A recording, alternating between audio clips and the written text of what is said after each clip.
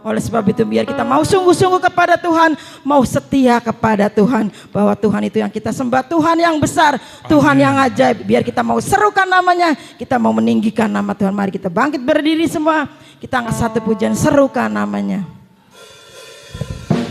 Glory, haleluya.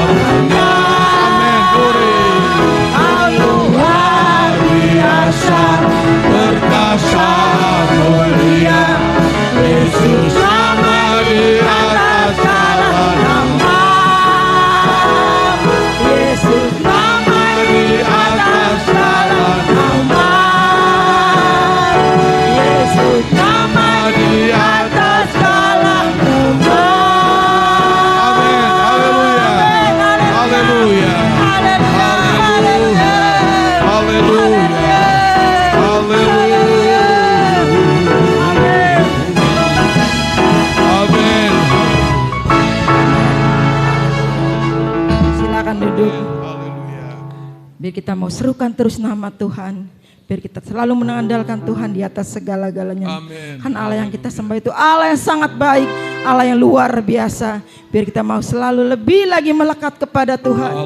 Biar sebentar kita akan membuka hati, membuka pikiran kami, biar kita mau terhubung denganmu Tuhan. Jamah kami semua ya Bapa, urapi kami semua ya Bapa, penuhi kami dengan kasih-Mu ya Bapa. Haleluya, amin, haleluya.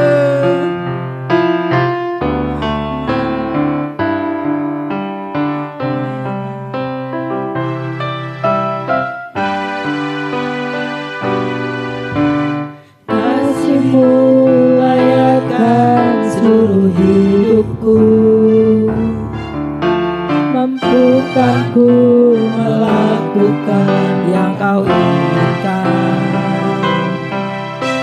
bisa ku terlepas, kau menggenggam tanganku, ingin lebih mengenal pribadimu.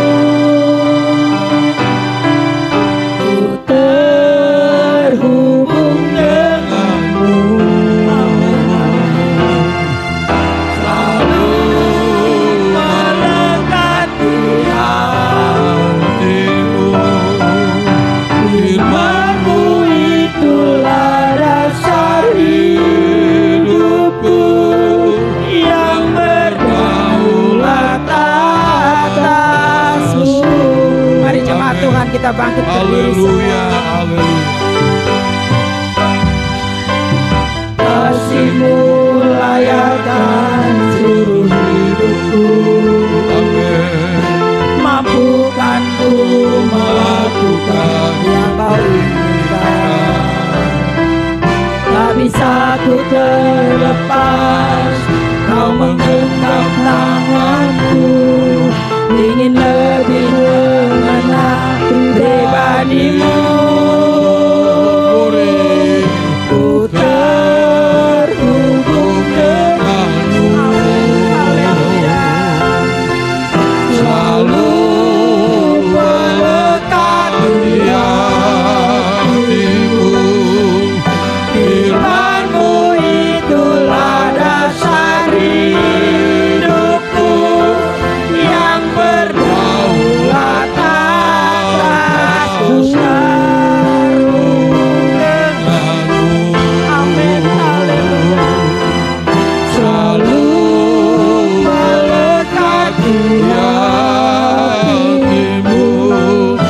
Firman-Mu itulah dasar hidupku, yang berdaulat atasku. Glory, haleluya. Amin. Ku terhubung denganmu, amin, Selalu melekat di hatimu. Firman-Mu itulah dasar hidupku, yang berdaulat atas.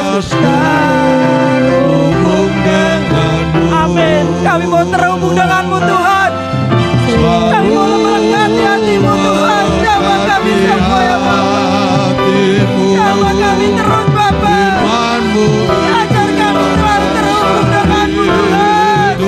Amin. Haleluya. Glory, haleluya. Amin.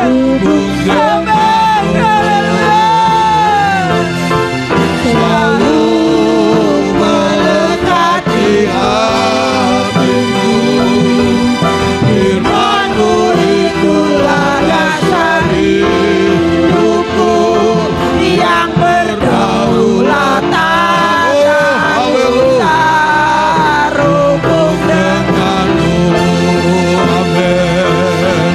selalu melekat Di hatimu. Firman-Mu itulah dasar hidupku, yang berdaulat atasku. Amin. Firman-Mu itulah dasar hidupku, yang berdaulat atasku. Firman-Mu itulah dasar hidupku, yang berdaulat atasku. Haleluya. Haleluya. Haleluya. Haleluya. Haleluya. Haleluya. Haleluya. Haleluya.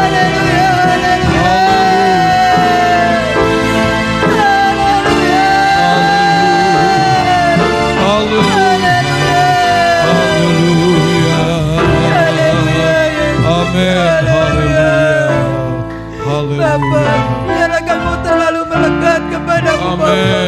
Amin. Haleluya. Kami mau terhubung denganmu Yesus. Haleluya. Jamah kami ya Bapa. Amin. Jamah kami, penuhi kami Bapa dengan kasih-Mu ya Bapa. Kami percayakan kuasa-Mu Bapa. Kalau kami melekat dengan-Mu Bapa, kami boleh kuat, kami boleh mampu berjalan bersama-Mu Bapa. Kami boleh dimenangkan ya Bapa. Apapun menjadi pergumulan dan demi pergumulan kami semua ya Bapa. Kalau kami melekat Tuhan, biarlah kami mau seru dengan sukacita yang daripada-Mu Bapa. Kami mau buka hati ya Bapa. Jamah kami Tuhan, penuhi kami Tuhan, urapi kami Tuhan. Haleluya, haleluya Yesus, haleluya, haleluya. Dengan kasih Kristus nanti Ibu Ani bawa doa buat kebenaran firman Tuhan. Kita nyanyi rapnya saja. Ku terhubung denganmu, amin. Selalu melekat di hatimu. Firman-Mu itulah dasar hidupku, yang berdaulat atasku. Terhubung denganmu, selalu melekat di hatiku. Firman-Mu itulah dasar hidupku, yang berdaulat atasku. Firman-Mu itulah dasar hidupku, yang berdaulat atasku. Firman-Mu itulah dasar hidupku, yang berdaulat atasku. Haleluya, haleluya Yesus, haleluya. Kami puji, kami sembah, haleluya Yesus, haleluya. Terima kasih Yesus. Biarlah kami terus terhubung dengan-Mu Tuhan, melekat di dalam hati-Mu ya Bapa. Amin. Karena Haleluya. firman-Mu Tuhan yang menjadi dasar dalam Amin. kehidupan kami ya Haleluya. Bapa. Terima kasih Tuhan Yesus, terima kasih Allah Roh Kudus, terima kasih ya Bapa. Setiap pujian dan penyembahan yang kami naikkan di hadapan-Mu, Amin. biarlah Haleluya. kiranya boleh menyenangkan hati-Mu ya Bapa. Sebab tak ada yang dapat kami Haleluya. miliki, kami persembahkan Haleluya. selain dengan pujian kami, selain dengan penyembahan kami di hadapan Engkau ya Bapa. Biarlah kiranya Kau terima setiap pujian yang kami persembahkan kepadamu. Terima kasih Tuhan. Biarlah kiranya juga sebentar kami mau dengar kebenaran firman-Mu. Tuhan mengurapi hamba-Mu ya Bapa. Biar kiranya Tuhan setiap firman-Mu ya Tuhan yang diberitakan ya Bapa menjadi dasar dan menjadi kekuatan di dalam kehidupan kami, memampukan kami untuk kami menjalani kehidupan kami ya Bapa. Sebab tanpa firman-Mu kami tidak mampu ya Amin. Bapa. Haleluya. Tanpa firman-Mu Tuhan kami menjadi goyah ya Bapa. Biarlah Amin. firman-Mu yang Haleluya. menjadi kekuatan dalam kehidupan kami. Di dalam firman-Mu mengandung janji-janji ya Bapa. Dan kami percaya, kami yakin ya Tuhan, setiap janji firman-Mu Tuhan genapi. Terima kasih Tuhan, terpujilah nama-Mu. Berkati kami semua ya Bapa dengan kebenaran firman-Mu saat ini ya Bapa. Segala pekerjaan jahat kuasa iblis ingin coba mengganggu konsentrasi kami di dalam mendengar firman-Mu. Saat ini kami hancur patahkan di dalam nama Yesus. Berikan kepada kami kebebasan, kelembutan kepada kami ya Tuhan. Untuk kami boleh menerima setiap kebenaran firman-Mu yang disampaikan. Di dalam nama Yesus kami siap dengar firman-Mu. Kami sambut firman-Mu dalam nama Yesus. Haleluya. Amin. Haleluya. Puji Tuhan. Biar kita selalu terhubung dengan Tuhan dalam kehidupan kita sehari-hari. Karena kita tanpa Tuhan kita tidak dapat berbuat apa-apa. Kita akan melihat firman Tuhan pagi hari ini dalam kitab Mazmur pasal 92. Mazmur 92, kita akan baca ayat 14 sampai ayat 16. Mazmur 92 ayat 14 sampai ayatnya yang ke-16. Kalau kita sudah temukan, kita hormati pembacaan firman Allah ini. Mazmur 92 ayat yang ke-14, 2, 3. Mereka yang ditanam di bait Tuhan akan bertunas di pelataran Allah kita. Pada masa tua pun mereka masih berbuah menjadi gemuk dan segar, untuk memberitakan bahwa Tuhan itu benar, bahwa Ia gunung batuku dan tidak ada kecurangan padanya. Puji Tuhan, silakan duduk. Mereka yang ditanam di bait Tuhan akan bertunas, atau di dalam bahasa lain, mereka itu akan berkembang atau bermultiplikasi, atau akan bertambah banyak. Jadi orang yang mau ditanam di rumah Tuhan, dia akan makin bertumbuh, makin bertambah di dalam kehidupannya. Nah, kita lihat dalam ayat ini disebutkan ayat 14, mereka yang ditanam di bait Tuhan. Siapakah mereka? Ya, mereka ini adalah orang yang mau memberi diri, orang yang memilih untuk ditanam. Sebab untuk ditanam di rumah Tuhan itu adalah pilihan. Itu pilihan. Dan untuk ditanam di dalam rumah Tuhan itu sebetulnya mendapatkan keuntungan ganda. Ya. Mereka itu telah memilih satu pilihan yang paling tepat, sangat tepat dari segala sesuatu pilihan yang ada di dalam dunia ini. Apa sebab? Orang yang mau memilih untuk ditanam di rumah Allah ada multi berkat. Pertama adalah berkat secara lahiria, jasmania. Lalu yang kedua ada berkat rohani yang akan membawa kita kepada hidup yang kekal di dalam surga. Tapi orang yang mau ditanam di dalam rumah Tuhan itu bukan hanya sekedar, oh saya orang Kristen, atau saya sudah ke gereja. Bukan. Tapi orang yang mau memberi diri untuk ditanam, itu akan melalui suatu proses. Dia akan dibentuk.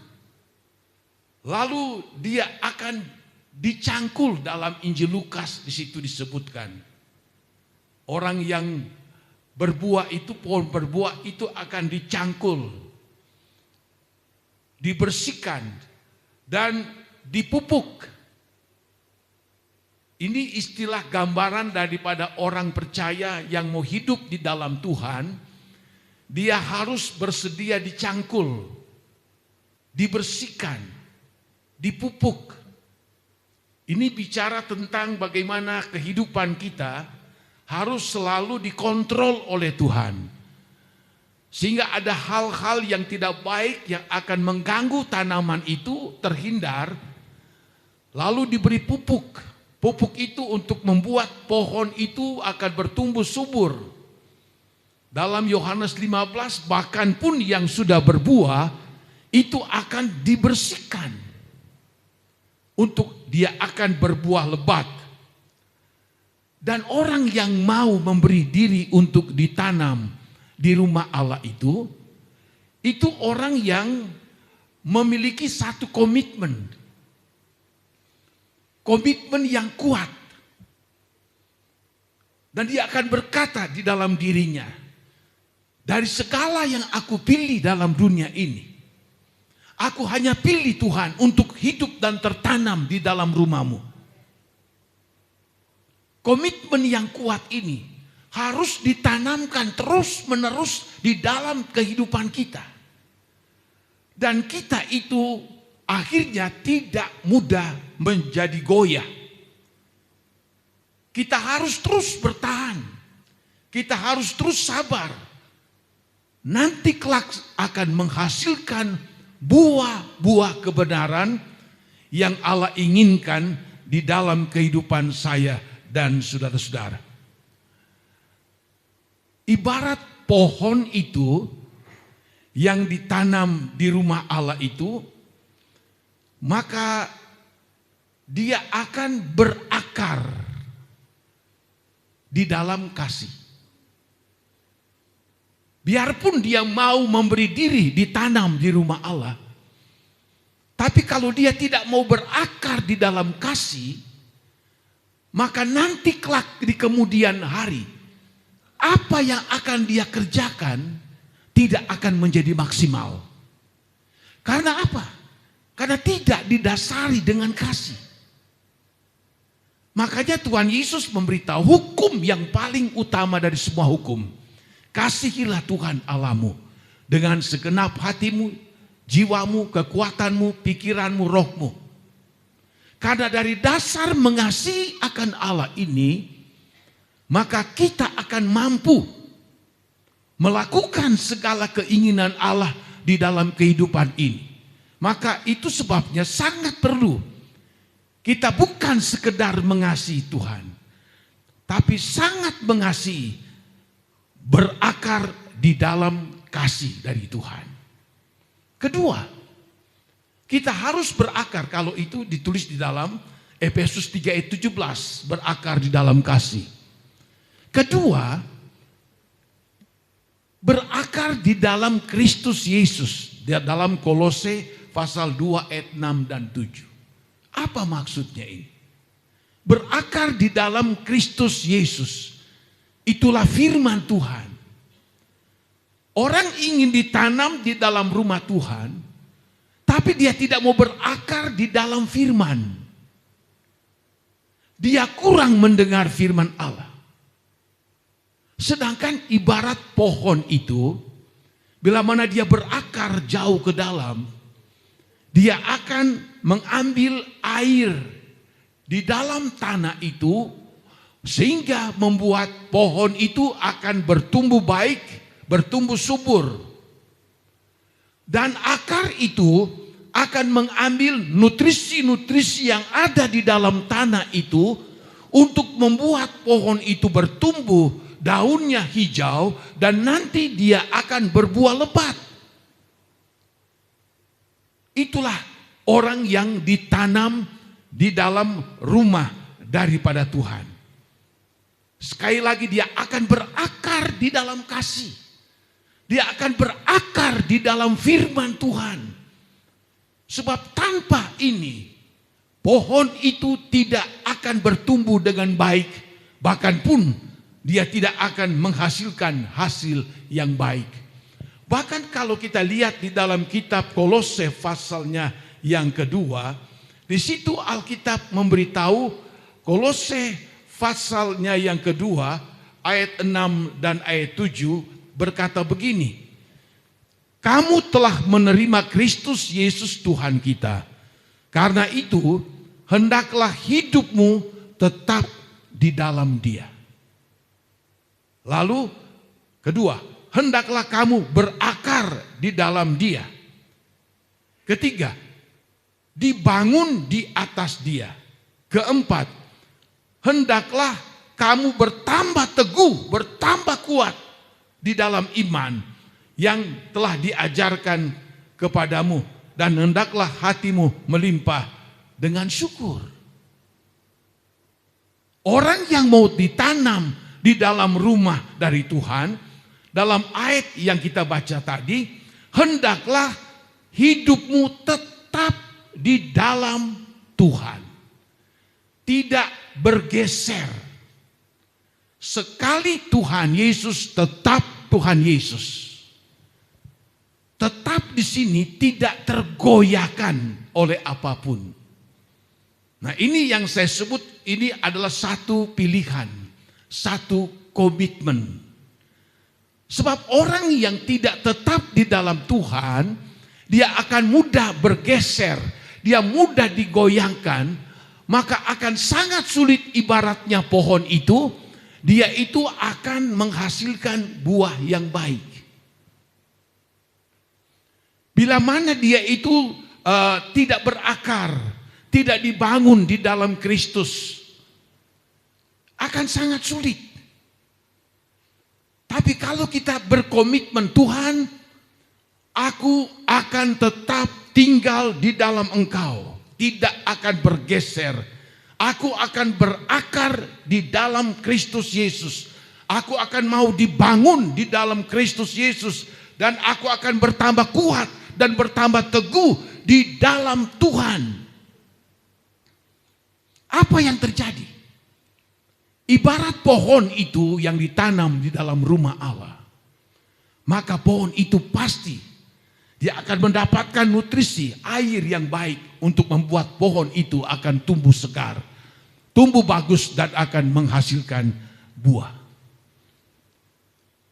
Jangan kita takut kalau kita mau ditanam di dalam rumah Tuhan. Sebab banyak orang di dunia ini memilih tidak mau ditanam di rumah Tuhan. Sehingga kita banyak melihat manusia dikeliling kita, dimanapun kita bisa melihat. Hari-hari untuk ibadah, mereka melakukan kegiatan-kegiatan mereka sesuai dengan segala keinginan-keinginan mereka. Meskipun kita lihat sekarang, bagaimanakah tawaran-tawaran Injil kebenaran itu sudah begitu hebat pada akhir zaman ini. Kita lihat bahwa banyak sekali berita-berita Injil melalui televisi, melalui internet. Di mana-mana berita Injil itu disampaikan. Di satu sisi ada banyak orang yang menerima. Ada orang yang memilih, ada orang yang mau berkomitmen, Tuhan, saya mau tinggal dan tertanam di dalam rumah-Mu. Bahkan pun di benua lain, pulau-pulau lain, ada begitu banyak orang yang tadinya tidak percaya, tapi mereka mendengarkan firman Allah, maka mereka boleh percaya dan mereka mau memberi diri untuk ditanam di dalam rumah Tuhan. Namun juga ada banyak orang yang tidak mau. Sebab apa? Mereka pikir begini, kalau aku akan tertanam di dalam rumah Tuhan, maka aku tidak bebas melakukan keinginan saya. Aku tidak bebas melakukan kemauan saya, keinginan-keinginan hawa nafsu daging saya. Aku tidak akan bebas untuk melakukan segala keinginan-keinginan mata, bahkan pun yang berdosa sekalipun. Aku tidak mau ditanam di dalam rumah Tuhan. Nanti aku akan diikat begitu rupa dalam rumah Tuhan, sehingga aku tidak bebas untuk melakukan apapun yang aku inginkan di dalam dunia ini. Itu sebabnya banyak orang meskipun sudah mendengarkan berita Injil, mereka sudah dengarkan firman Allah, tapi mereka masih sulit untuk bisa dibawa untuk ditanam di dalam rumah Tuhan. Oleh sebab mereka pikir kalau mereka akan ditanam, saya ulangi lagi, mereka tidak bebas melakukan segala keinginan-keinginan hawa nafsu daging, segala keinginan-keinginan mata mereka yang berdosa, angkuhan hidup. Oh, mereka pikir itu adalah suatu tekanan. Padahal sebetulnya Tuhan itu begitu baik. Makanya saya katakan tadi, untuk tertanam di dalam rumah Allah itu adalah pilihan dan suatu komitmen. Orang yang mau ditanam di dalam rumah Tuhan, jangan takut. Jangan takut. Apa sebab? Kenapa jangan takut? Sebab orang yang mau ditanam di dalam rumah Tuhan, iblis tidak akan sanggup mengalahkan kita.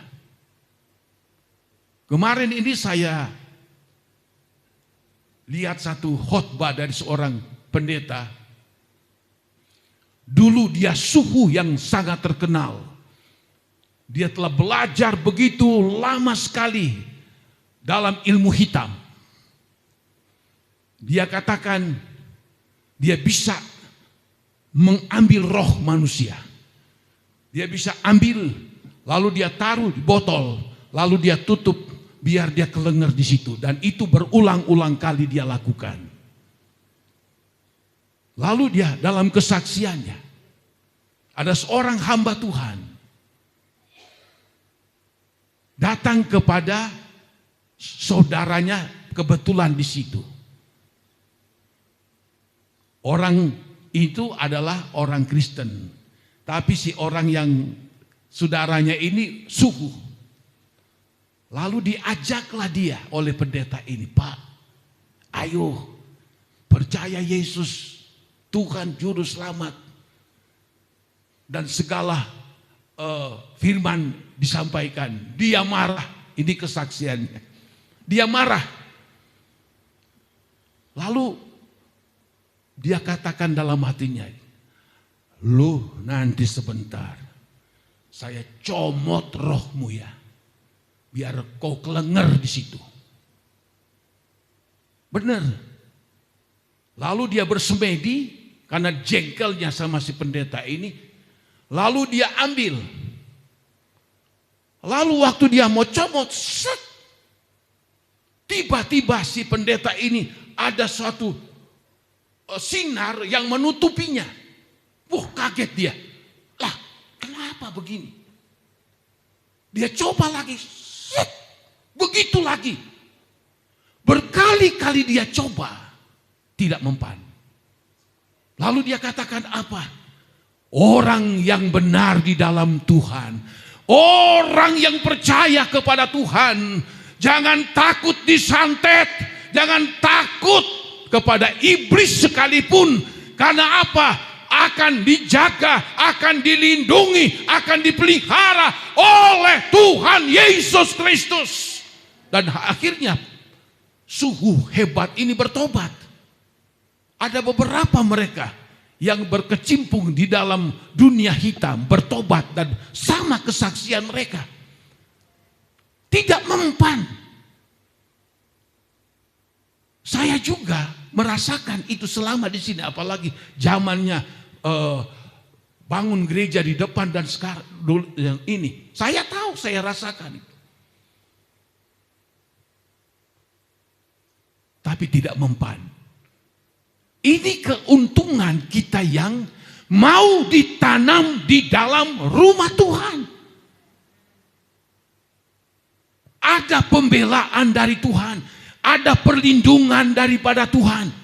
Asal kita mau ditanam.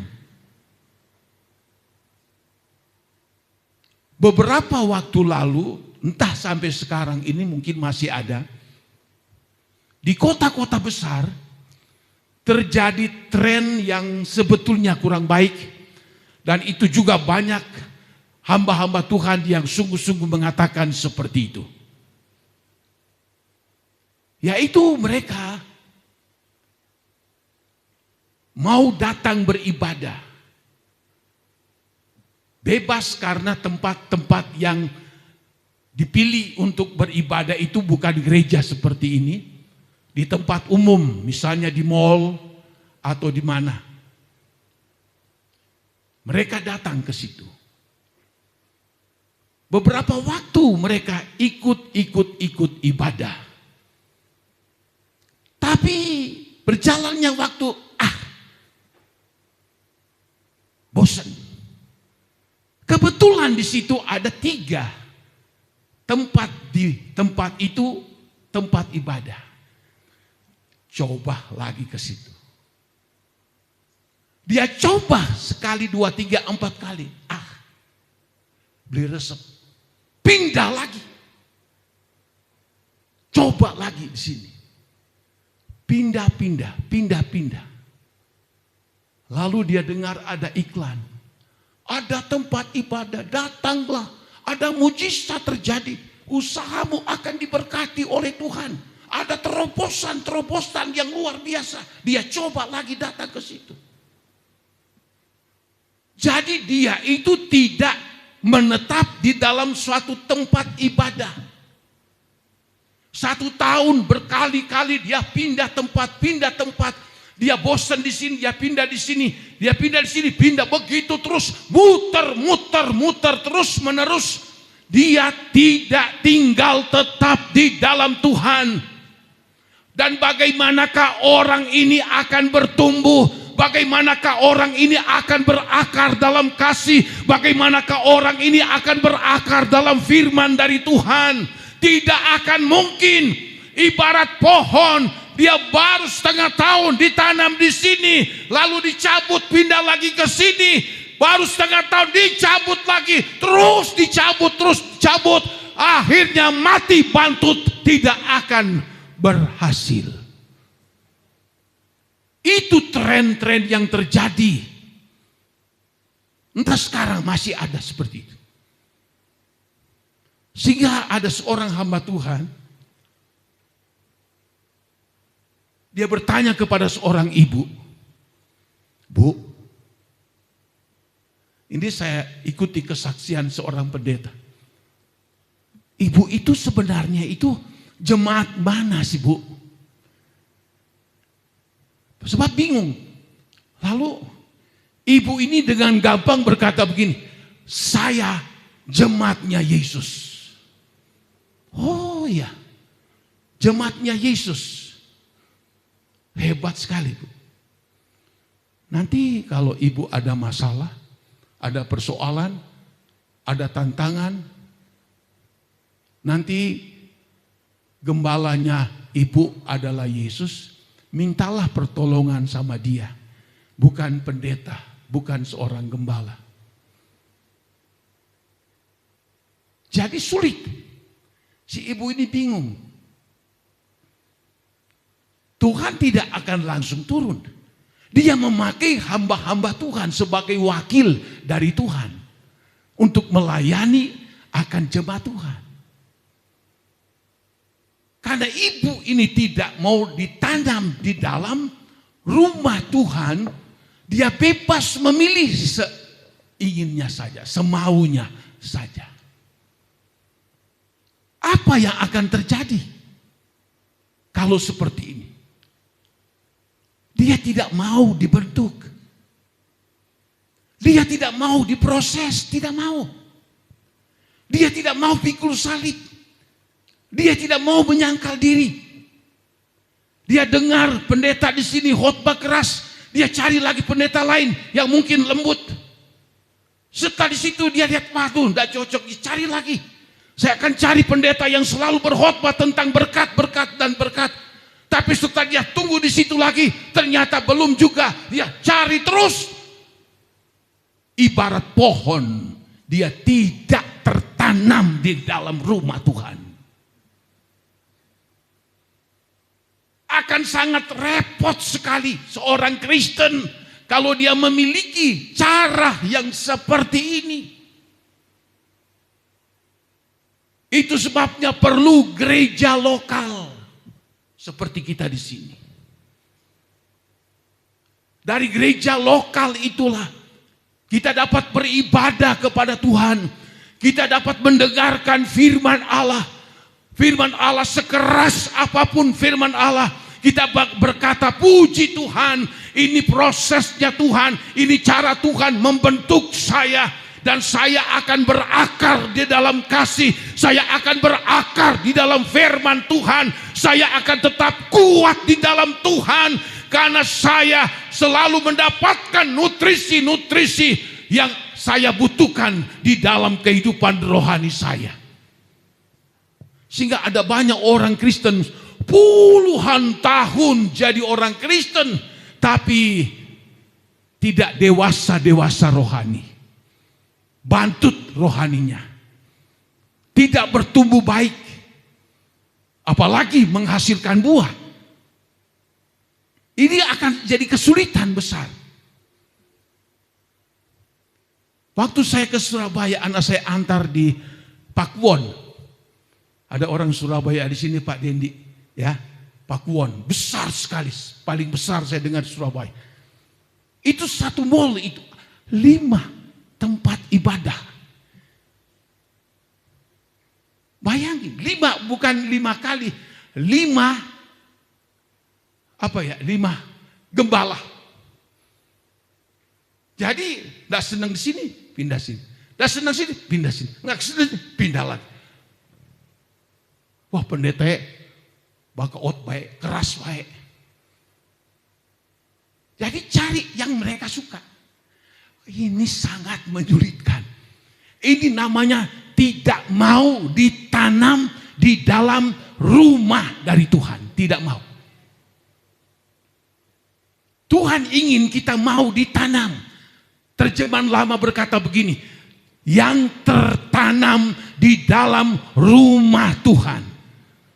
Yang mau memberi diri tertanam di dalam rumah daripada Tuhan. Saya juga sebagai gembala berkata begini, kalau mungkin ada orang berbakti di sini, lalu dia merasa dia tidak bertumbuh, silakan dia cari tempat ibadah lain. Makanya tugas kami sebagai seorang hamba Tuhan harus berjuang, berdoa, berpuasa, belajar terus akan firman Allah, memiliki hubungan yang intim dengan Tuhan, sehingga Tuhan akan memberikan hikmat, marifat dan urapan dalam pelayanan untuk bisa membuat jemaat akan bertumbuh, akan beranjak dewasa di dalam Tuhan. Tapi ada juga, saya perhatiin, sekali dua kali, lalu dia pas waktu itu dengar khotbah agak keras. Enggak kedua kali, 3 kali lagi. Wah, pendeta Beni khotbah itu akas. Nah, ini contoh orang tidak mau dibentuk. Ini Kristen apaan? Orang tidak mau diproses. Orang cuma mau tinggal enak saja. Rupanya dia terbiasa dengar firman Allah yang santai-santai saja. Rupanya dia terbiasa dengar firman Allah yang lembut-lembut saja. Alkitab mengatakan seorang gembala, kalau dia tahu itu dosa, tapi dia tidak beritakan itu, maka domba itu atau orang itu selamat, pendetanya masuk neraka. Tapi kalau si gembalanya sudah sampaikan dosa, disampaikan firman Allah, jangan ini, jangan gitu. Kalau dia tidak terima, pendetanya masuk surga, maka orang itu akan masuk neraka. Ini tanggung jawab berat seorang hamba Tuhan. Makanya saya tidak mau membiasakan diri khotbah hanya yang lembut. Bisa saya khotbah lembut-lembut hanya untuk menyenangkan orang. Oh, tidak dengan menuding keras seperti itu. Oh, bisa, saya sangat-sangat bisa. Tapi saya tertuduh, buat apa saya jadi hamba Tuhan? Saya memberikan diri melayani Tuhan hanya untuk menyenangkan orang, tapi tidak menyenangkan Tuhan. Paulus berkata di dalam Roma, dijauhkanlah aku memuaskan dan menyenangkan manusia. Aku lebih mau menyenangkan Tuhan. Lebih baik kamu tidak suka kepadaku daripada aku tidak disukai oleh Allah. Itu Paulus katakan. Itu seorang hamba Tuhan. Makanya saya tidak tahan-tahan. Sementara saya menyampaikan firman Allah, kalau Roh Kudus datang mengurapi saya, memberikan hikmat marifat, menyampaikan firman Allah, sekeras apapun saya sampaikan, dorongan Roh Kudus ada dalam diri saya, dan saya tidak takut. Karena saya menyampaikan kebenaran. Makanya saya melihat saudara-saudara semua di sini, puji Tuhan, ya, mendoakan saya sebagai gembala menyampaikan firman Allah. Waduh, saya sangat bangga melihat saudara. Ya tidak kecewa kalau dikhotbahkan khotbah keras, malah saudara bersyukur. Ada yang mendoakan, wah Tuhan sebentar kami mau mendengarkan firman. Biarpun firman Allah keras, kami mau terima. Wah puji Tuhan. Itu jemaat yang mau ditanam di dalam rumah Tuhan. Tidak gampang. Kalau mau tertanam di dalam rumah Tuhan. Ada pemeliharaan Tuhan, ada perlindungan dari Tuhan. Kita akan ditolong oleh Tuhan. Kita dijaga oleh Tuhan. Tuhan tidak membiarkan saya dan saudara-saudara. Kalau kita mau memilih, Tuhan inilah saya. Saya mau ditanam di dalam rumah dari Tuhan. Selesai beston tadi di gereja, Ibu Pepens datang. Ada Ibu Pepens. Jadi masih jauh jamnya, kita ngobrol. Ceritakan anak-anaknya, puji Tuhan om begini gitu. Lalu saya ingatkan, masih ingat enggak Bu Pepen, kita kebaktian di pinggir kali. Ini kali depan. Ini jalan saya dulu setiap Selasa. Berbakti di rumahnya Ibu Pepen di pinggir kali. Setiap Selasa jam 7. Itu kebaktian rumah tangga. Itu kalau tidak salah dokternya anaknya itu baru mau kuliah. Sekarang dokternya mungkin sudah 50 lebih. Ya. Jadi sudah berapa puluh tahun lalu. Yang kebaktian Ibu Ongwa, Ibu Ongtin, ya beberapa yang di situ. Setiap Selasa. Biar hujan datang, pulang ikut lagi tanggul. Nah saudara, itu kalau tidak salah 25-30 tahun lalu atau. Tapi kita lihat, orang yang mau ditanam di dalam rumah Tuhan. Dulunya tadi cerita, aduh pada baik kita sepepen uripe susah. 30-35 tahun lalu itu tidak gampang. Masih merayap-merayap. Tapi puji Tuhan, Sus Pepen saya boleh katakan ibu yang diberkati oleh Tuhan. Haleluya. Tuanya senang. Anak-anak Eman yang makan minum cukup bahkan lebih. Karena apa? Mau ditanam di rumah Tuhan. Memang berat. Banyak dukanya tapi ada sukanya. Mereka yang ditanam di dalam rumah Tuhan. Dikatakan di dalam Mazmur 92 ini. Akan bertunas di pelataran Allah. Pelataran Allah tempat ibadah. Seperti ini. Bertambah. Bermultiplikasi. Berkembang. Jadi kalau kita ditanam, mau ditanam dalam rumah Tuhan, rohani kita akan makin bertambah, makin bertambah, makin bertambah, makin bertambah. Sehingga kita akan menjadi dewasa rohani di dalam Tuhan. Komitmen ini kalau kita lihat dilakukan oleh Raja Daud. Mazmur 27. Mazmur 27 ayatnya yang keempat berkata begini firman Tuhan. Mazmur 27 ayat 4. Satu hal telah kuminta kepada Tuhan. Itulah yang kuingini. 2 kali. Dia minta dan dia ingini. Artinya apa? Itu satu-satunya keinginannya. Tidak ada yang lebih dari itu. Apa keinginannya? Yaitu diam di rumah Tuhan seumur hidupku. Wah, hebat sekali. Ini dari segala kesibukannya. Dia raja. Dia juga adalah disebut orang nabi juga. Sibuk sekali sebagai pemerintah raja. Tapi dia minta Tuhan, ini saja aku inginkan dan aku minta kepadamu. Supaya apa? Dia diam di rumah Tuhan seumur hidupku. Orang dunia berkata begini, bodoh sekali. Raja kok mengambil pilihan apa seperti itu? Dia raja yang sibuk, dia raja yang besar, dia raja yang kaya. Kok bodoh banget dia memilih jalan untuk tetap diam di dalam rumah Tuhan. Bukan cuma 1 minggu, 2 minggu, 5 tahun, 10 tahun. Sepanjang umur hidupku. Artinya apa? Sampai dia dipanggil oleh Tuhan. Coba kita lihat. Suatu komitmen, kesimpulan daripada perjalanan hidup oleh Daud.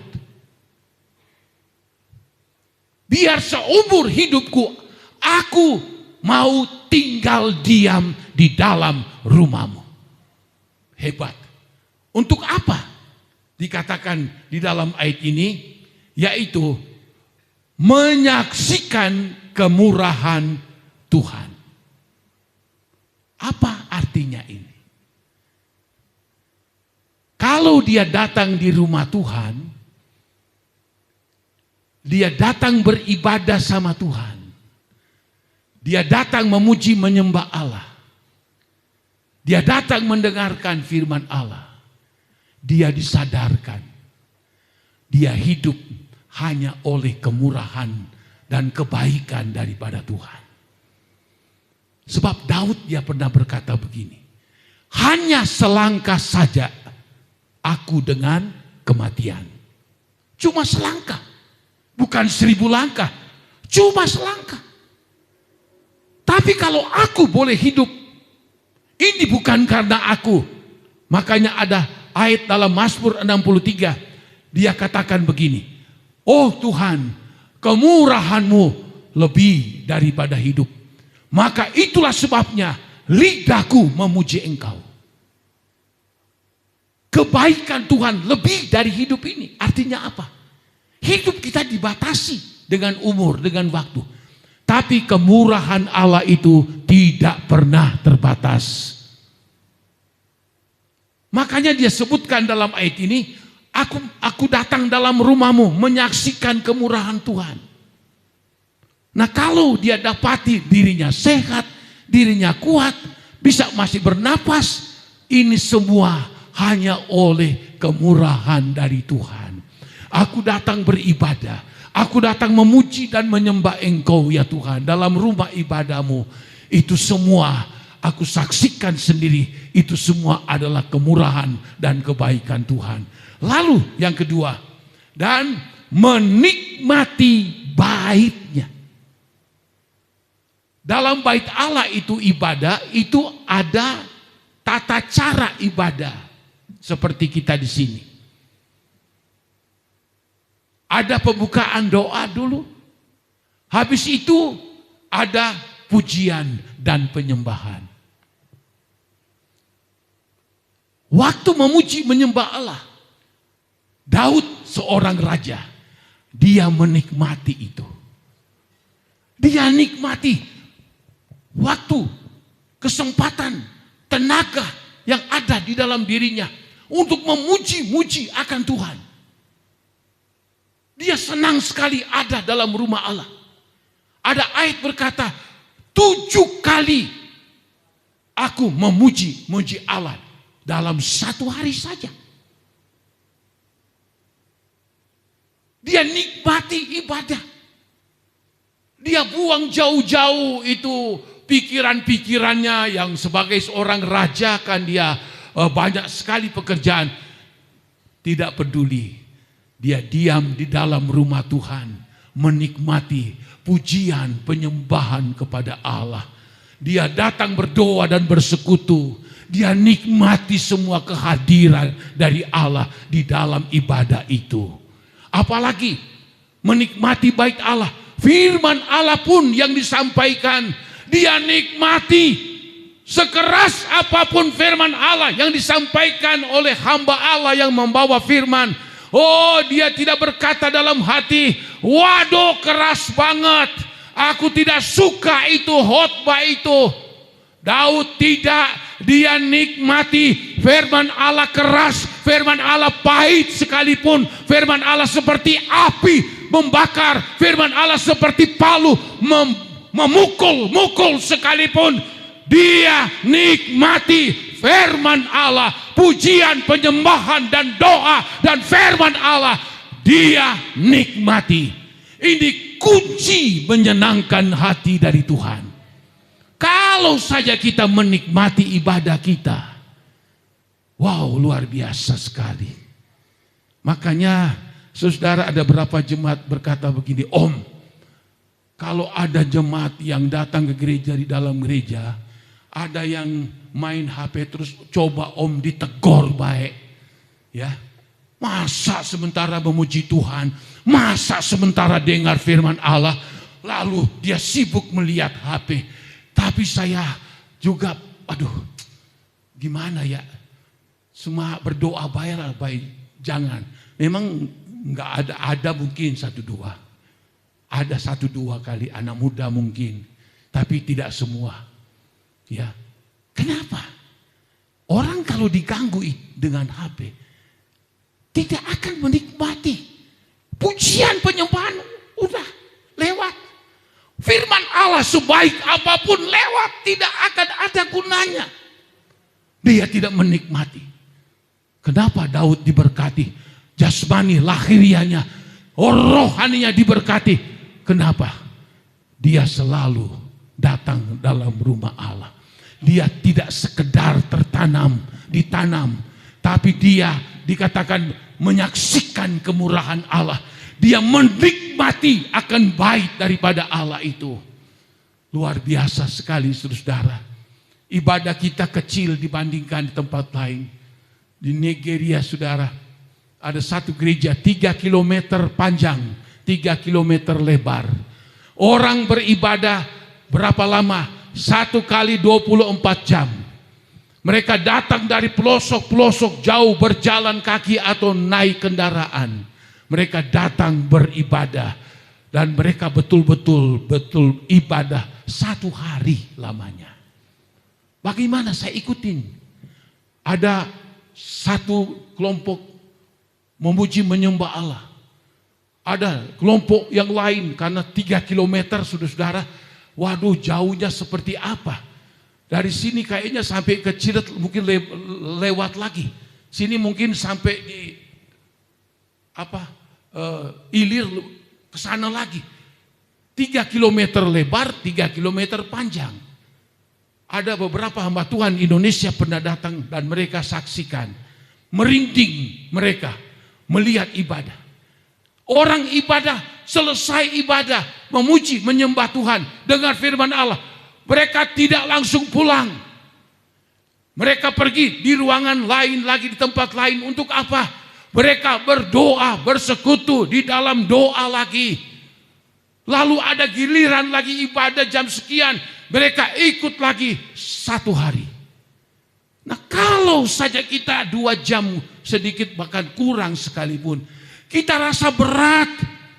Aduh, bagaimana kita mau ditanam di dalam rumah Tuhan, saudara. Saya lihat beberapa kesaksian, saudara. Orang-orang yang Indonesia pergi ke China, pergi di pelosok. Karena masih berlaku, itu tidak boleh bebas berbakti. Mereka berbakti di tempat yang sepi. Ada jemaat Jakarta kenal baik dengan saya. Tadinya dia ajak saya mau ke China, tapi belum jadi sampai sekarang. Dia katakan sama saya, Om, saya datang dan pengen pergi di tempat yang terpencil. Kami sudah sewa agen, datang di daerah itu, daerah jauh dari kota. Lalu mereka beribadah. itu lampu bukan begini. Lampu 5 watt atau mungkin tidak begitu terang. Pendetanya, mereka melayani jemaat, duduk berdempetan, anak kecil, anak besar, bapak-bapak, ibu-ibu berdesak-desakan. Tapi Om tahu nggak? Waktu mereka nyanyikan nyanyian, kami memuji kebesaran-Mu, dia nangis. Saya jarang sekali mengikuti ibadah seperti ini. Baru nyanyi, musik pun tidak lengkap, pakai gitar biasa. Tapi pada waktu ini mereka nyanyi, rasanya sorga itu turun penuh dengan kemuliaan daripada Tuhan. Waktu hamba Tuhan sampaikan firman Tuhan, mereka diam dan terkesima mengikuti setiap pengajaran firman Tuhan. Bahkan dia katakan, lalu diadakan perjamuan suci. Saya bawa anaknya gadis. Dia kuliah di Australia, tapi dia pulang ke Indonesia. Saya juga pernah sekali diminta oleh papa mamanya mendoakan anak gadisnya ini, karena anak gadisnya ada sesuatu salah makeup barangkali sehingga pipinya yang cantik itu kasihan ya. Saya doakan. Karena terbatas dengan fasilitas yang ada, mereka kalau perjamuan kudus, satu wadah itu, satu wadah mungkin ada 1 liter atau setengah liter begitu. Jadi mereka akan minum bukan seperti kita, ada cangkir. Mereka satu wadah itu, lalu mereka akan minum sesuai aturan. Mereka minum, kasih lagi ke lain. Minum, kasih lagi lain. Jadi mungkin satu wadah itu bisa mungkin 25 orang, 30 orang. Lalu dia katakan sama saya, Om, saya agak khawatir. Anak saya ini biasanya bersih. Apa dia mau ikut perjamuan suci dari mulut ke mulut orang? Dan itu dia katakan di tempat itu, tempat yang jauh dari kota. Jadi orang-orang juga yang ada di situ sederhana-sederhana semuanya. Bukan orang di kota. Tapi dia lihat, waktu giliran anaknya ambil itu wadah perjamuan suci, dia minum. Padahal udah bekas mulut banyak orang situ. Dia berkata, Om, aduh saya bersuka cita banget Om. Lihat. Ya. Mereka, ibadah mereka sangat-sangat menggetarkan jiwa. Sudah selesai ibadah pun mereka tidak mau beranjak. Saling diskusi satu dengan yang lain. Kita di sini seringkali sangat manja, saudara. Tapi biarlah kita, selagi Tuhan kasih waktu sama kita, kita mau ditanam di dalam rumah daripada Tuhan. Haleluya. Alkitab memberitahu, kalau kita mau ditanam di dalam rumah Tuhan, Alkitab memberitahu, kita akan bertunas di pelataran rumah Allah. Masa tua pun mereka masih berbuah. Umur sudah lanjut sekalipun akan menghasilkan buah. Buah apa itu? Buah-buah pertobatan, buah-buah pelayanan, buah-buah Roh Kudus. Meskipun sudah lanjut umur, tetap menghasilkan buah-buah pertobatan, buah melayani Tuhan, buah-buah Roh Kudus. Lalu disebutkan menjadi gemuk. Gemuk apa? Bukan gemuk badan. Menjadi gemuk rohani, segar rohani, fresh secara rohani. Ada sukacita, ada damai sejahtera Allah memenuhi kehidupannya. Sehingga dia selalu segar secara rohani. Dia itu kaya kaya secara rohani, luar biasa. Inilah orang yang mau ditanam di dalam rumah dari Tuhan. Marilah kita mau berkomitmen, Tuhan, selagi Engkau beri umur, selagi Engkau beri nafas, selagi Engkau beri kekuatan, saya mau ditanam di dalam rumah Allah. Dengan kata lain, saya mau setia kepadamu. Ditolong Tuhan ataupun belum, diberkati Tuhan ataupun belum, saya akan tetap tinggal, tetap bersama dengan Tuhan. Saya tidak akan bergeser, Tuhan. Haleluya. Saya mau tinggal tetap bersama dengan Tuhan. Dan saya akan bertumbuh bersama dengan Tuhan. Saya akan berbuah-buah bersama dengan Tuhan. Oh haleluya. Indah sekali kehidupan ini. Sehingga kita juga akan menerima berkat-berkat rohani. Saat kita tinggalkan dunia ini, kita disediakan tempat penuh dengan kemuliaan kekal. Tuhan berkati kita masuk di dalam doa. Haleluya.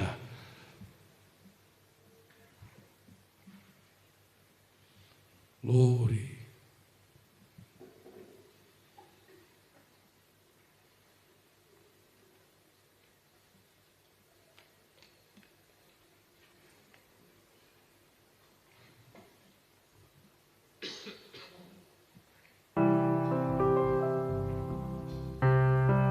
Bimbinglah daku, ya Yesus, di sepanjang jalan hidupku. Habaya basakal habaya basak. Firman-Mu bagaikan sulhu, haleluya, agar ku tidak sesat di jalan. Dengan Yesus, dengan Yesus di sisiku, dengan Yesus pemimpinku, dengan Yesus menopangku, ku tak jatuh. Oh, tanpa Yesus di sisiku, tanpa Yesus memimpinku, tanpa Yesus menopangku, ku kan jatuh. Pimpinlah daku, amin. Nanti Ibu Yufi datang berdoa. Pimpinlah daku, ya Yesus, haleluya. Di sepanjang jalan hidupku, haleluya, amin. Oh, firman-Mu bagaikan sulur, agar ku tidak sesat dengan Yesus, haleluya, amin. Dengan Yesus di sisiku, dengan Yesus memimpinku, dengan Yesus menopangku, ku tak jatuh. Oh, tanpa Yesus di sisiku, tanpa Yesus memimpinku, dengan Yesus menopori, haleluya. Dengan Yesus, haleluya. Dengan Yesus di sisiku, dengan Yesus memimpinku, dengan Yesus menopangku, ku tak jatuh.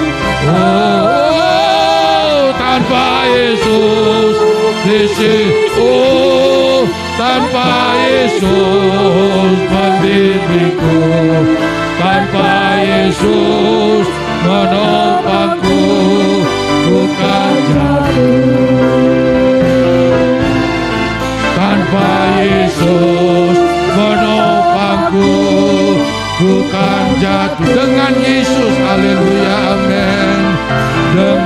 Yesus menopangku, ku tak jatuh. Haleluya, haleluya, haleluya, haleluya. Oh haleluya, oh haleluya, haleluya. Segala puji, segala Amin, hormat, amin, segala haleluya. kemuliaan hanya bagi nama-Mu Tuhan. Terima kasih Tuhan buat firman-Mu yang sudah kami dengar pada siang hari ini. Kami percaya Tuhan, firman-Mu siang hari ini boleh memberikan kami kekuatan Tuhan. Firman-Mu siang hari ini boleh mengajarkan kepada kami, kalau kami bukan saja menjadi seorang Kristen yang biasa-biasa saja, tapi kami boleh terus menjadi seorang Kristen yang bertumbuh dewasa secara rohani Tuhan, sehingga kami boleh terus menetap di dalam Engkau Tuhan. Kami percaya firman-Mu siang hari ini tidak akan lalu begitu saja, tapi boleh memberikan kami kekuatan di dalam kami menjalani kehidupan ini Tuhan. Berikan kami kekuatan dan kemampuan sehingga kami mampu melakukan apa yang Engkau firmankan di dalam kehidupan kami. Engkau terus berkati Bapa Gembala kami Tuhan. Engkau terus memberikan hikmat, akal budi, makrifat daripada-Mu Tuhan. Terima kasih Tuhan. Sebentar kami mau memberikan korban persembahan Tuhan. Kau berkati setiap tangan-tangan yang memberikannya dengan penuh kerelaan Tuhan. Sucikan dan kuduskan persembahan kami ini Tuhan, sehingga boleh layak dan berkenan di hadapan-Mu. Terima kasih Tuhan. Kami mau tutup doa ini hanya di dalam nama Tuhan kami Yesus Kristus. Haleluya. Amin. Tuhan menetapkan